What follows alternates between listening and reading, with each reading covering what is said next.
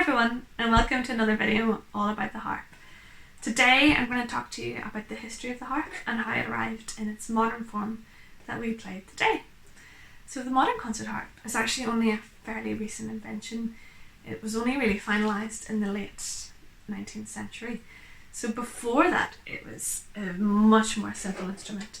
This is actually a modern harp, but it's quite similar to what the Renaissance harps would have looked like. So they would have had just a wooden box, a wooden frame, some pins and strings attached at either end. So we had nothing to raise the pitch of the strings or to change the pitch at all. So whatever key you had your harp tuned in, you were stuck with playing in that key, unless you tuned it maybe perhaps in between pieces, or for a different concert you might change the key depending on what you wanted to play. But it did mean that you couldn't change any pitches at all while you were playing. So if you had started off your harp in C major, you were stuck in C major. So that was very, very limiting, which meant that the harp was not used really very much for solo music. So it had more of a role in accompanying and continuo. And even then it didn't really have a major role just because of these limitations. So instrument makers were thinking of what they could do to introduce more range for the harp. So one of the ways that they decided to do this was by adding extra rows of strings. So we have our diatonic row, and then there were additional rows. So there were harps with 2 rows of strings, with an additional row where you would, with one hand, you would be able to play for the equivalent of the black keys on a piano, and on the other hand you could play the equivalent of the white keys. But again, that didn't really allow for an awful lot of possibilities when you had just one hand for each. So they then invented one with 3 rows of strings, and that was the one that was the most popular in the Baroque era. So we had the diatonic strings on the 2 outer rows, and in the middle row we would have the equivalent of the black keys of the piano, and you could tune the outer 2 rows to really whatever scale you wanted. So say you wanted G major, you would just tune your F sharps, everything else natural, and in the middle you would be able to reach in for your accidentals if you wanted any, and you could modulate. But what it meant was the strings would be offset, so you would have to reach in quite carefully to grab the other strings, which made it very, very difficult to play. And also it was quite confusing to look at because you just kind of see this sea of strings, and it was very difficult to see what was what. But that particular harp was very popular, and Handel even wrote a piece for it, a concerto, which is still one of the most popular pieces in the harp's repertoire today. But because this harp was so difficult to play, instrument makers were still thinking of different ways to make the harp more chromatic. So the next method that they came up with was adding discs to the harp. I mentioned a little bit about this the last day. Now these discs, we had 1 row of discs that could raise the pitch of the strings each by 1 semitone. Now then they connected to pedals at the bottom of the harp, which meant you could move them with your feet. So we were back to just 1 row of strings, so that was easier to see, less strings to tune.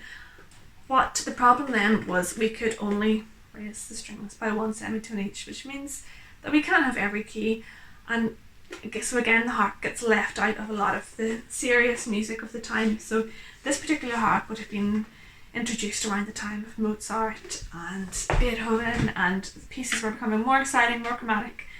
So the harp was mainly played by aristocratic ladies in their homes. Nobody really wrote very serious music for it. There were some exceptions.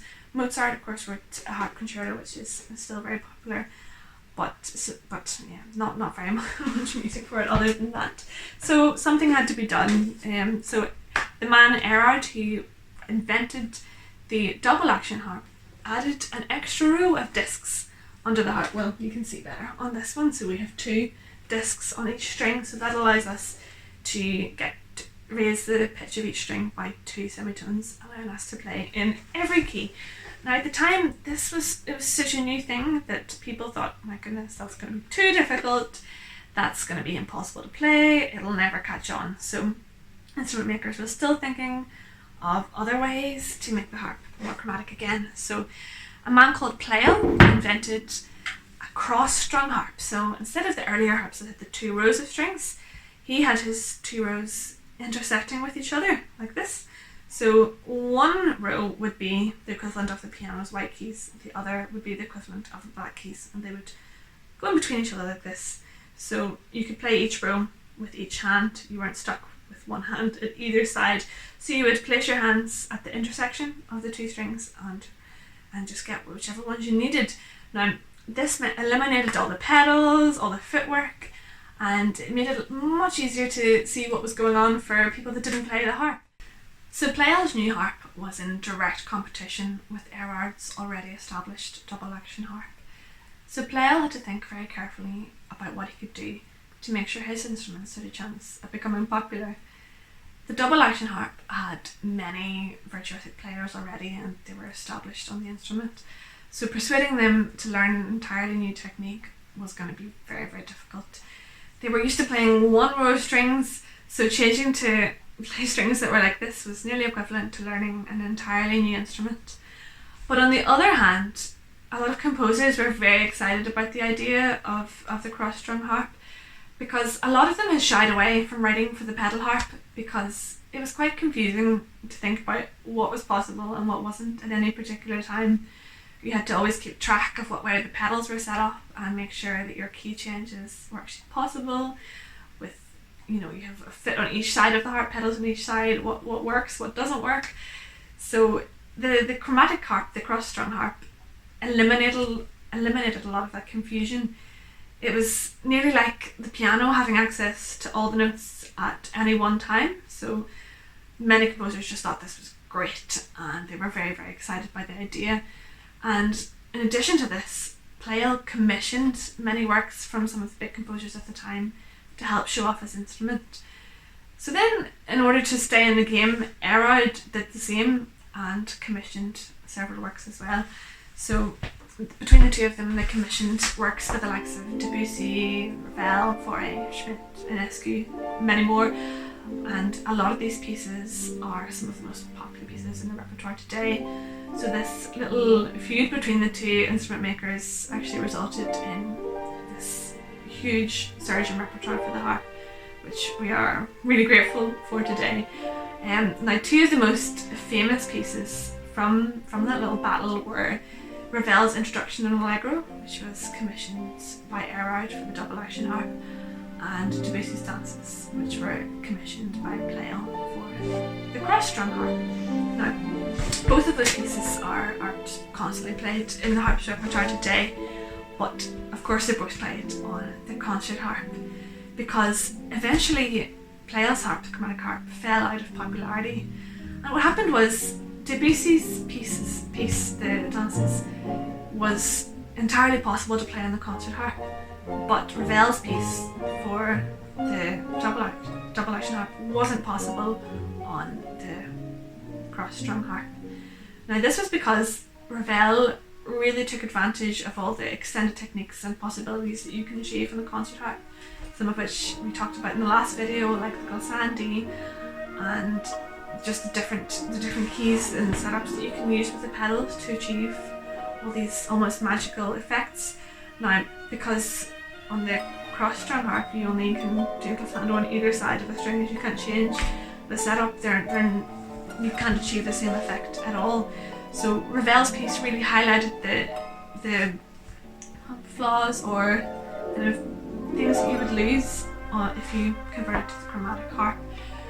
So a lot of the pieces that have been commissioned for the chromatic harp are possible to play on the pedal harp.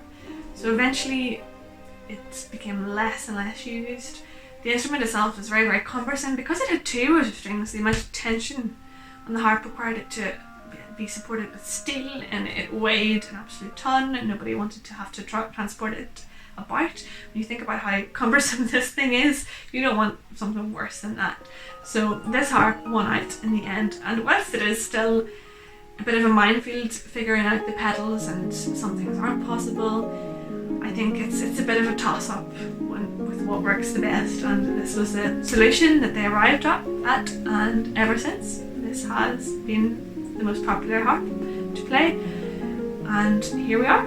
So In the next video, I am going to talk to you a little bit about the harp's role in the orchestra today and connect that up with the A-level syllabus at the moment. Thanks for tuning in. Bye bye.